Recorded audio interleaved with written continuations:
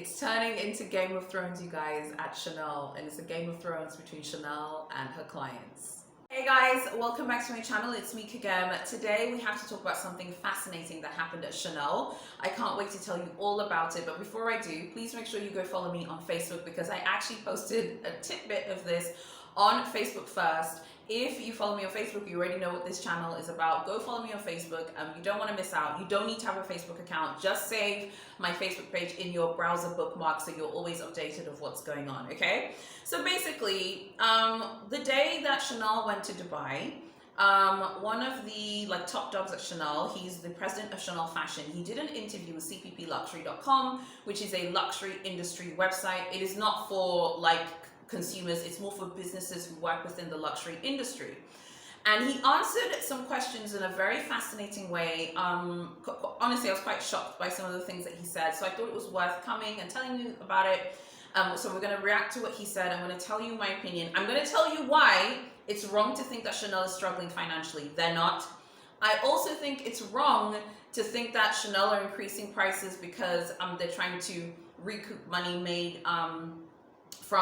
recoup money that they had lost previously. I don't even really think that's correct. So we're going to talk about a bunch of things. So he basically, his name is Bruno Pavlovsky. He's the president of fashion at Chanel. And I believe he's one of the top 2 execs at Chanel who is close to the Wertheimer brothers, who are the majority shareholders of the brand.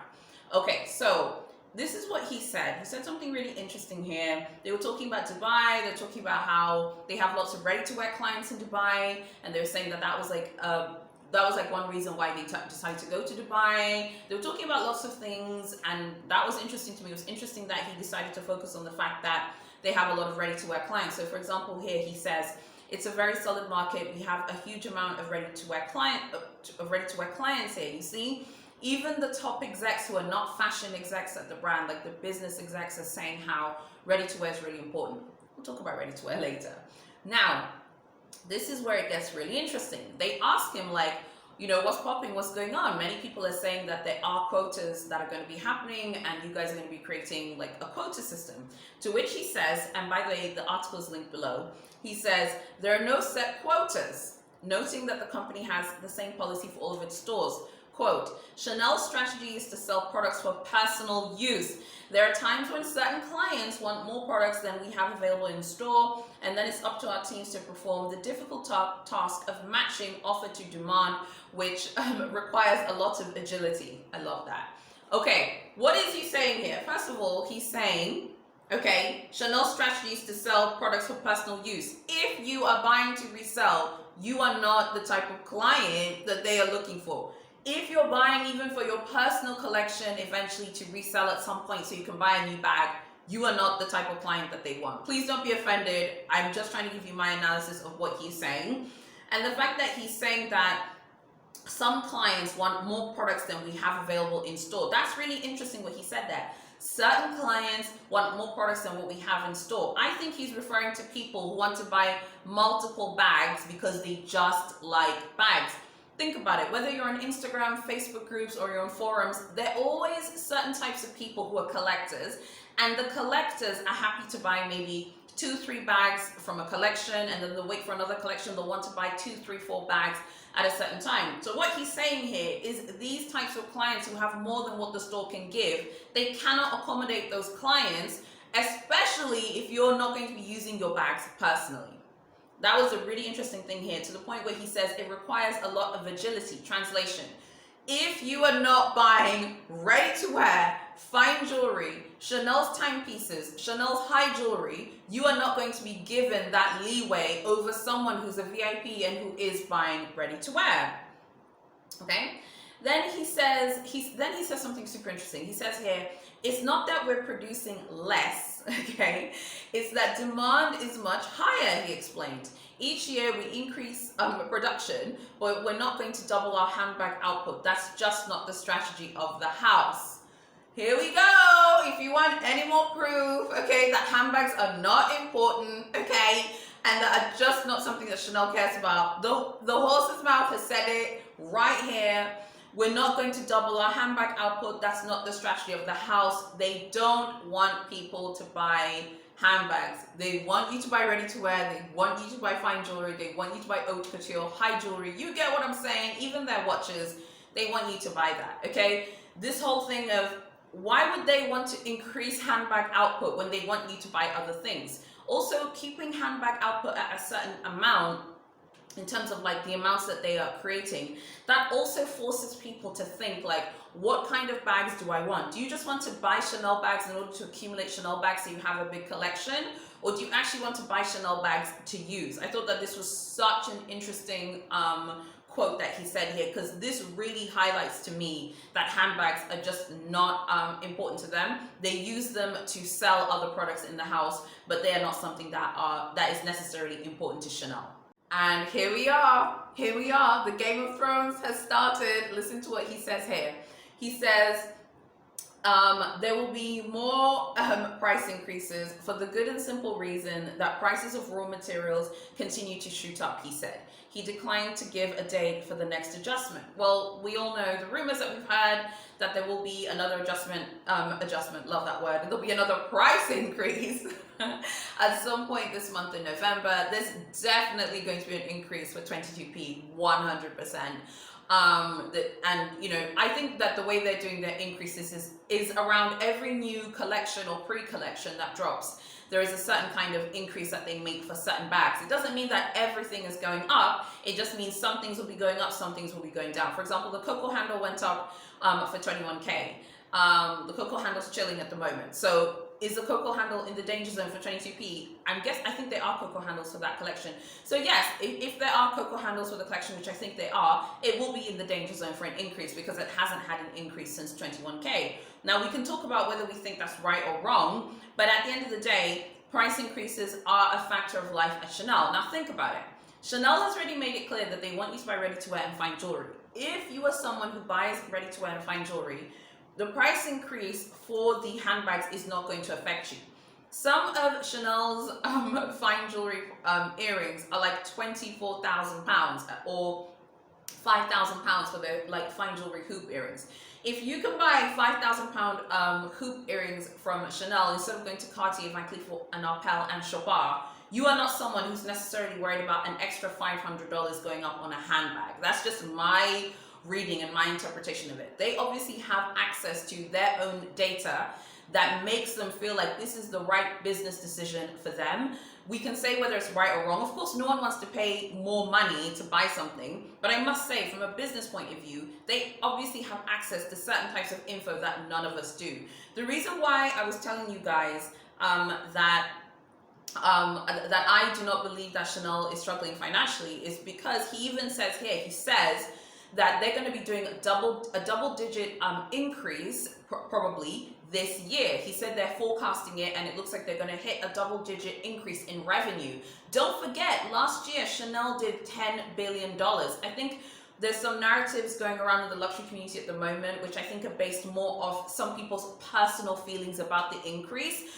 You know, don't put your personal feelings into this. Just look at the business, okay? 2020 was the year that this, you know, terrible C19 thing happened. Chanel still somehow managed to pull $10 billion out of a hat, and that was a down year for them. Now they're saying this year they've swung back and it's an increase for them. So they're going to increase and they're going to be making way more money than they did last year. And we're still kind of recovering internationally from this C19 situation, and they still somehow managed to increase their revenues. Now you could say, well, they're increasing it because they're increasing prices. Okay, that's a fair point, but I don't really think so. What I think is happening is, yes, the price increases definitely play a role, but they are actually attracting new clients, they're maintaining their current client base, and they're adding more VIPs. I think that's really important to talk about VIPs. We don't really talk about VIPs a lot at Chanel, and I think that we should, because it's so obvious that the VIPs are also responsible for a big chunk of this. I've seen a lot of people talking about the beauty business and how the beauty business is a huge profit driver for them.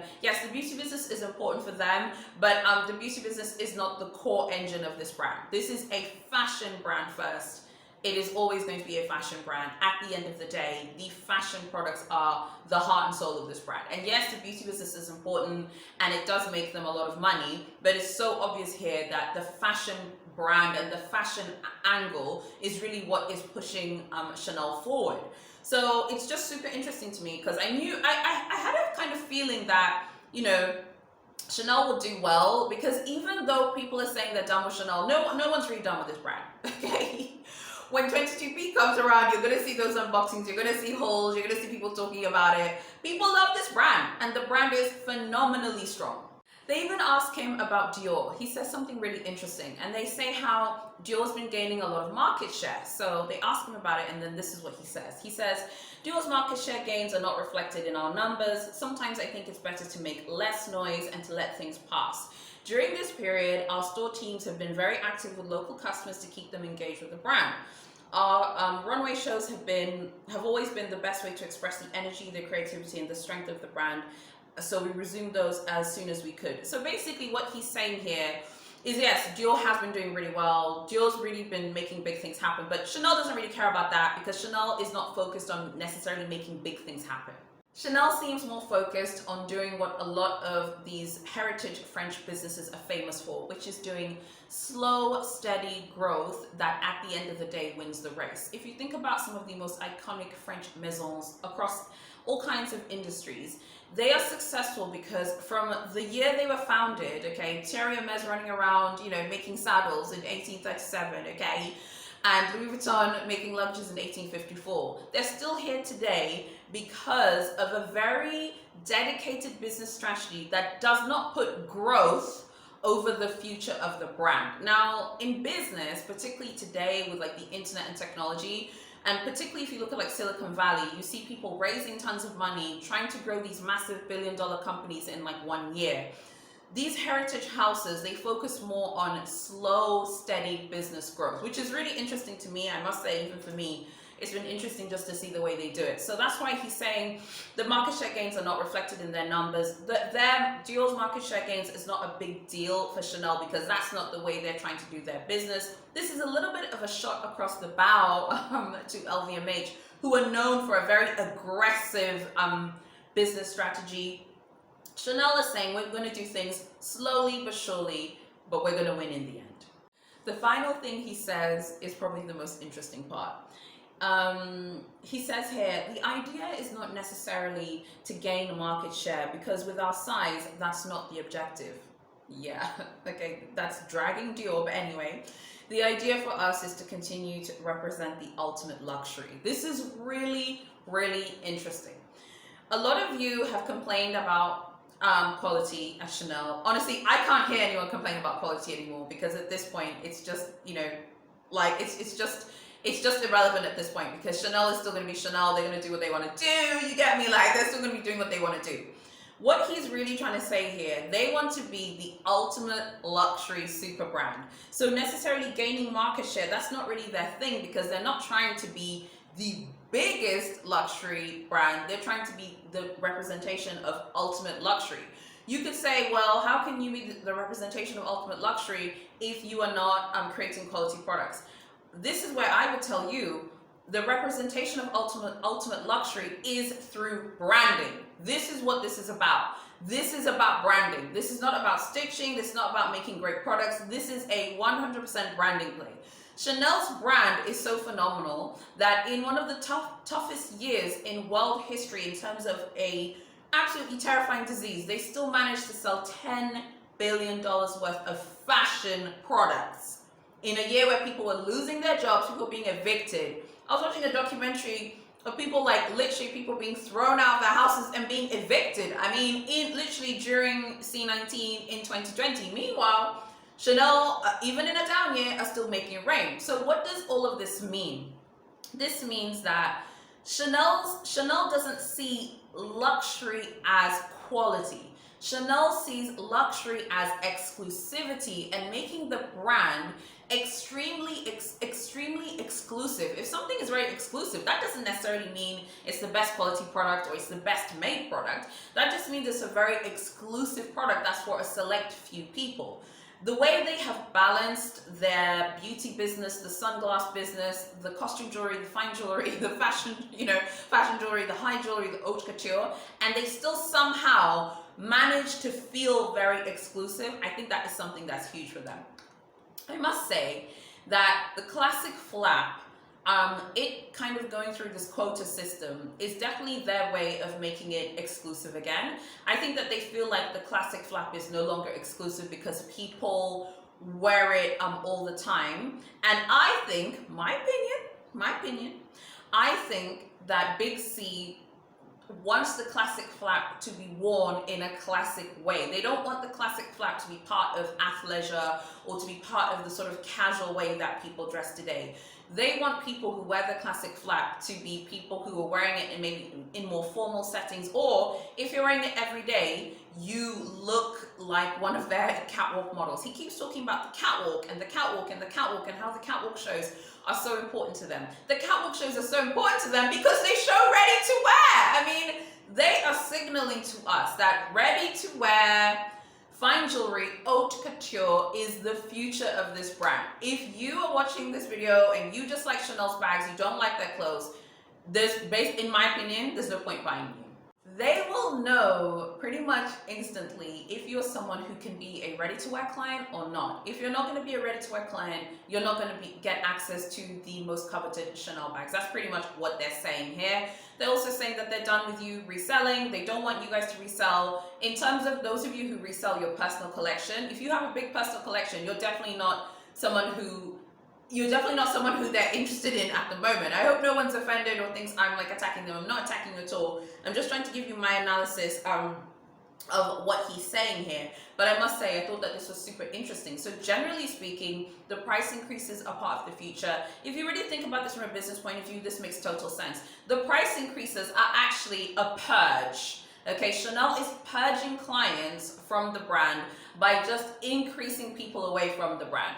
Lots of people have said that they're going to other brands, Godspeed, okay? Big C does not care, honey. Big C does not care. She is tired. She wants you to leave. Those of you who are going to other brands, tell me which brands that you like. I must say, I can only like brands that I like. I don't really like Saint Laurent. Unpopular opinion. I don't really like Saint Laurent. I like their costume jewelry. That's about it. I don't really like Saint Laurent. I've never really forgiven them for changing the name from YSL to Saint Laurent. I took that personally. So I'm not the kind of person who can like move to another brand if I don't like the brand. I don't like Dior's bags. I don't like their fashion jewelry. So I like their ready to wear, but I don't like their fashion jewelry. So I think if you're the kind of person who you're open-minded, I actually think some of the contemporary brands make more interesting looking bags than some of these other houses. I like Coach. I do like Tory Burch as well. So yeah, I'm very curious to know what you guys think. Like, are you guys going to be going to other brands? I think a lot of people say they're going to other brands, but at the end of the day, when January rolls around, when it's time to talk about 22P again, everyone will be back talking about it because Chanel just creates so many collections. Chanel has a huge cycle of new products. I know a lot of people say that they feel like there are too many collections. I think Chanel actually has the right amount of collections. They're constantly generating interest in the brand because they have so much product. Big H has a much like slower cycle. They don't release that many new products. Frankly, I don't like the way they're rolling out their beauty brand. It's completely botched, the rollout for that. So let's talk about that another day. But Big H have a completely different model, which to me is a little bit more boring. Take that for what you will. Whereas Big C is more fun, it's more exciting because they have more interesting seasonal pieces. At the end of the day, yes, Hermes does make high quality bags that are better in terms of quality, but Chanel does make fun, trendy, stylish options, in my opinion, compared to Hermes. So they're both great, they're just very different. I would love to know what you guys think of this news from this top dog. What do you think it means? We should be getting the 2021 results from Chanel at some point between, when should we get them? Because this year we got them quite late, they came in summer. We should get them at some point by May. We should know how they did in 2021, which is this year. So May 2022, we should have an idea, because they will probably release the report on their website. They just do it very quietly, and then they'll do like maybe one interview with like the Financial Times. The family that owns Chanel are deeply private. They do not talk to the media, but these two executives, the president of Chanel Fashion and the CFO, the chief financial officer of Chanel, they do interviews with the business media. So they'll talk to like the Financial Times or Vogue Business or the Business of Fashion, and then they'll like tell them like what's going on. So I keep up to date with all of that stuff. So I read cpplottery.com. So when I saw that, I was like, what? Okay, I knew I had to come back to tell you guys. So yeah, more price increases. So we should be seeing another price increase in November, and another one will be happening in January. I'm pretty sure that one in January is going to be happening because there are cocoa handles in 22p, and there are going to be some new seasonal pieces. So they're going to use that as an opportunity to increase the prices. Chanel are on their own road to Damascus journey, and it's up to you to decide whether you want to take the walk with them to Damascus or whether you don't. I think at the end of the day, Chanel are doing what they think is right from a business decision. It's really harsh, and I don't disagree. I don't want you guys to feel like I'm defending them, but from a business point of view, it makes sense. One of the most expensive things when you're running your own business, whether you have a small business like me, I just have like 10 employees, whether you have a huge business like Chanel, they have 28,000 employees. I think that's the last number that I saw, 28,000 worldwide employees. Regardless of how big your company is, one of the most expensive things is something called CAC, customer acquisition cost. How much does it cost you, the business, to acquire a customer? How much does it cost? It costs money. I know people think that these luxury brands don't spend money on advertising. All of them spend money on advertising. Even Hermes, yes, she sure does. Okay, the orange stallion herself, she sure does. All of them do. Chanel is just a little bit more open compared to other maisons, but they definitely do spend money advertising. So how much it costs to advertise? You know, you need to cut Kristen a check. Kristen needs to get her check, honey, before she puts on that Chanel, tweed suit and stuff, okay? And Kristen has been getting paid for many years from Chanel, and good for her. But you need to pay Kristen. Kristen needs a check. Penelope needs a check. All of these things go into the acquisition cost. So if you're paying these really awesome A-list actresses tons of money, to be the faces of your brand, you want to get those ready to wear clients. But if you're giving Kristen a big check, but those pictures of Kristen are bringing people who are only going to buy SLGs and who are only going to buy bags, you can see how now it becomes a financial loss if you're not getting people who are going to buy ready to wear, who are going to buy fine jewelry. So I think you get what I'm saying here. It's always about the money all of the time.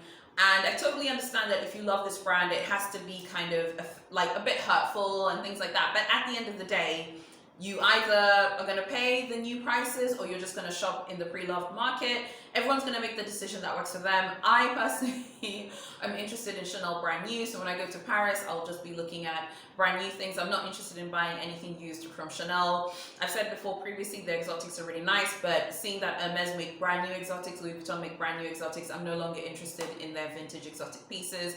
So I think it's just all up to you guys to decide what you're interested in. I'm very curious to see how things are going to go for them, but obviously it's working. They've actually increased their revenue this year, and there's so many narratives in the luxury community at the moment that, oh, they've decreased, that they're losing money. No, they're not losing any money. And I think it's just testament to how hard they have worked to build this brand, and you can only respect it.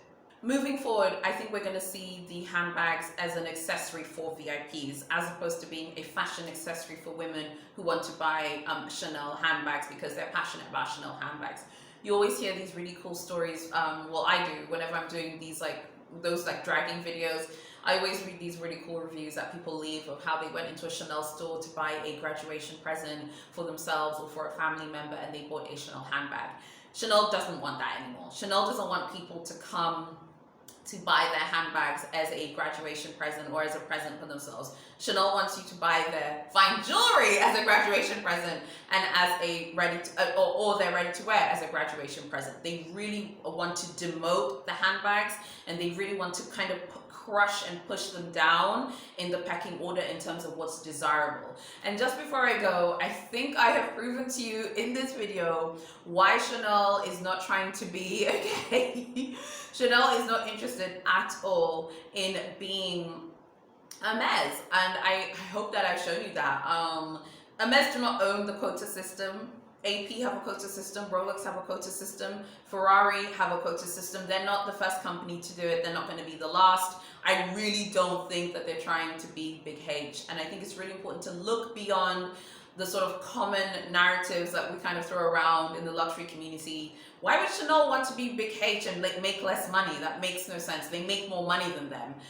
I think what Chanel have seen is that what at least the one thing that Hermes have done is definitely to create this kind of ring fence certain products. That makes sense, but I wouldn't say that they are like pricing their bags more expensive so that they can compete with Hermes. I don't think so at all. And I think that I've shown it to you that Chanel's brand is so powerful. They don't really need to compete with anyone. The only entity they're competing with is themselves. So the bottom line is, are you guys still going to be interested in Chanel's products moving forward?